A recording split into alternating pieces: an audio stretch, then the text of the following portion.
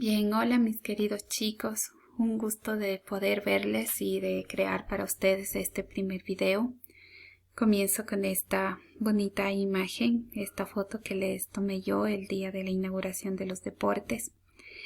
Me recuerda verlos mucho así, unidos, felices, alegres, contentos. Por eso empiezo con esta imagen, para que ustedes también se puedan ver todos juntos, al menos en esta clase. Bien, mis queridos chicos, voy a comenzar con la clase de esta semana. La clase de esta semana consiste en hacer un repaso para dar la evaluación que les voy a tomar esta semana de 10 preguntitas, en donde van a haber preguntas relacionadas con este tema que está aquí. Sí, son algunas especificaciones sobre el balanceo de reacciones redox. Para eso vamos a recordar unos conceptos básicos que ya habíamos aprendido anteriormente. Las reacciones redox ocurren cuando hay una oxidación y hay una reducción. Por eso se llaman reacciones redox. Cuando las sustancias se combinan e intercambian electrones.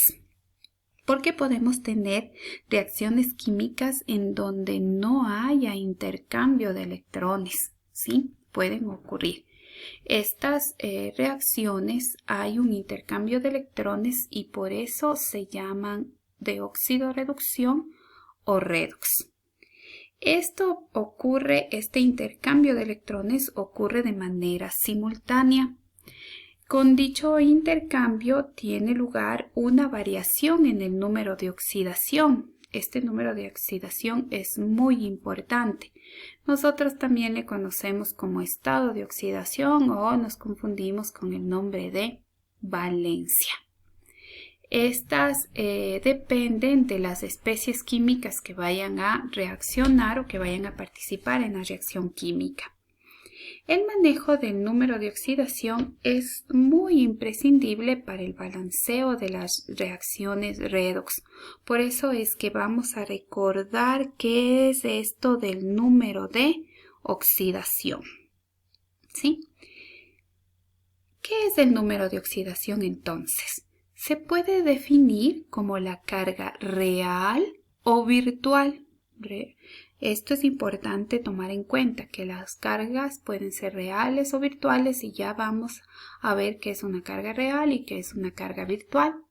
Esta carga real o virtual tienen las especies químicas. Estas especies químicas pueden ser los átomos, ¿sí? Pueden ser las moléculas o los iones. Estas sustancias, estas especies químicas forman sustancias puras, Esta carga se determina con base en la electronegatividad de las especies según las reglas siguientes. Recuerden que esto de la electronegatividad es muy importante. ¿Qué significa electronegatividad?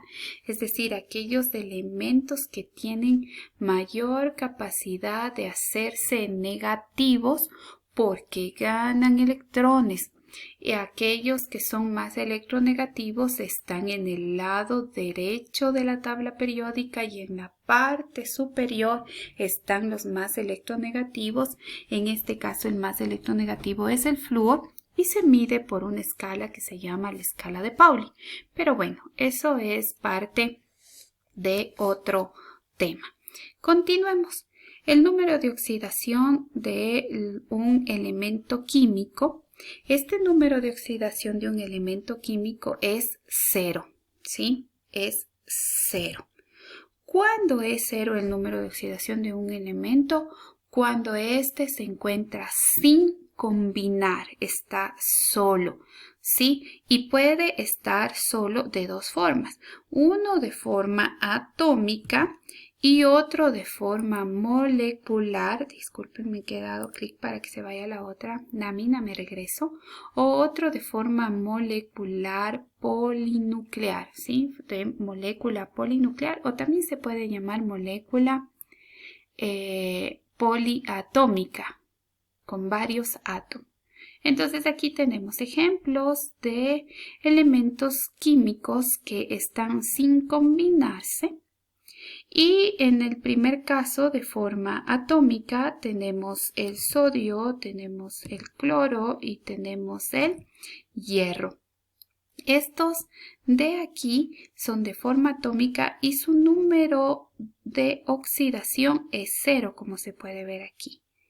En este otro grupo que tenemos acá, tenemos elementos químicos que están formando una molécula polinuclear o poliatómica con varios átomos, como en el caso, por ejemplo, del hidrógeno, que tiene 2, del cloro también, que son 2, del nitrógeno 2, del oxígeno 2, el fósforo en este caso son 4 átomos y el azufre son 8 átomos, ¿sí?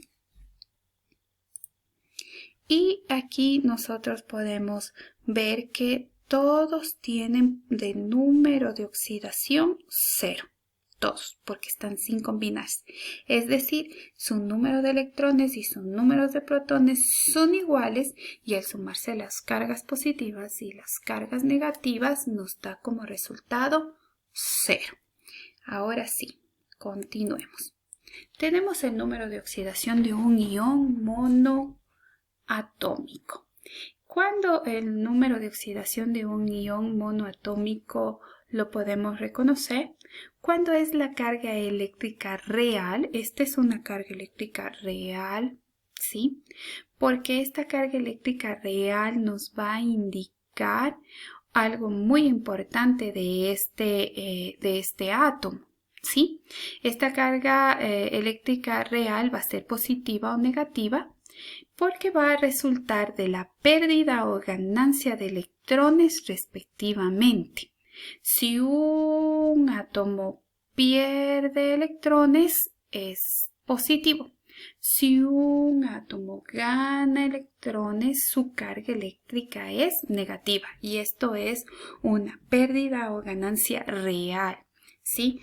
Va a perder o ganar electrones. Entonces aquí tenemos ejemplos. ¿Sí? Estos iones van a ser de dos clases, cationes o aniones. Tenemos aquí los cationes o los aniones.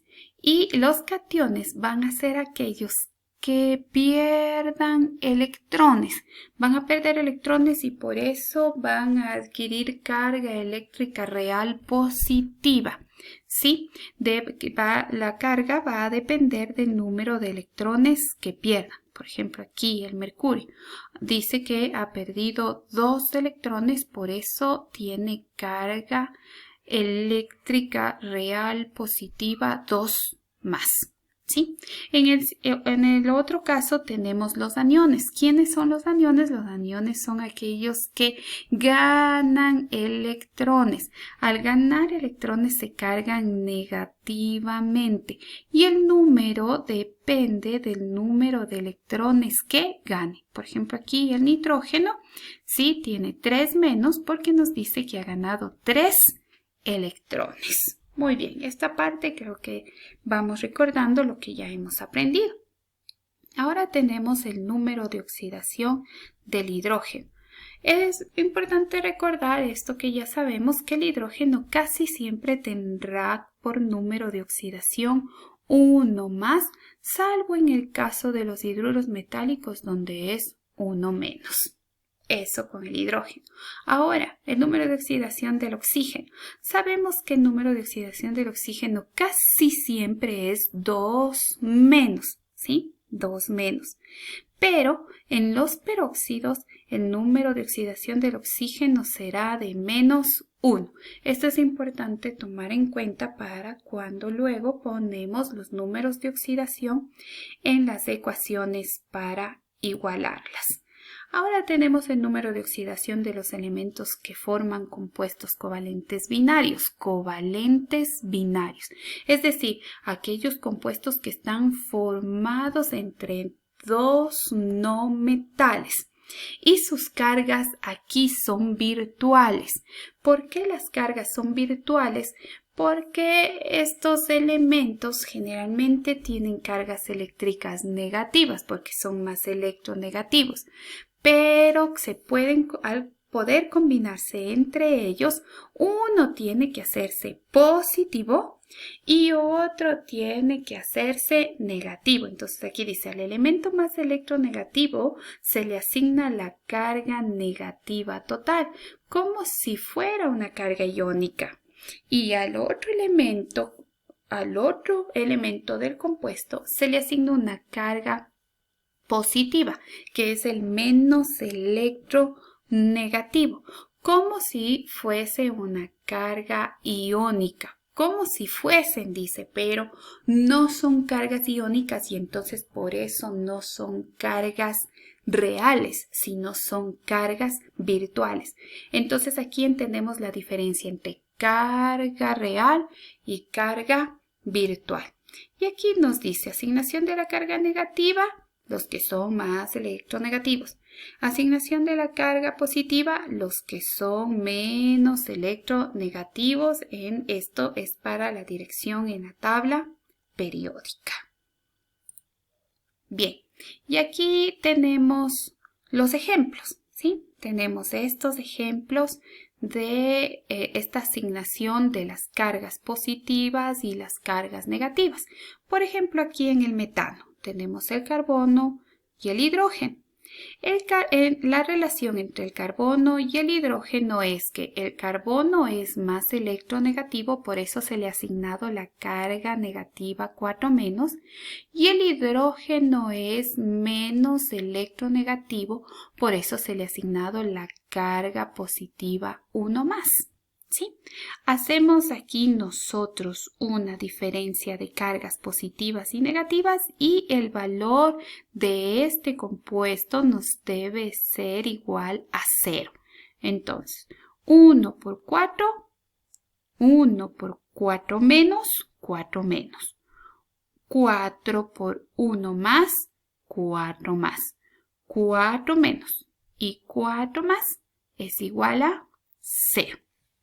En el siguiente ejemplo tenemos el tetracloruro de carbono. Entre el carbono y el cloro, ¿sí?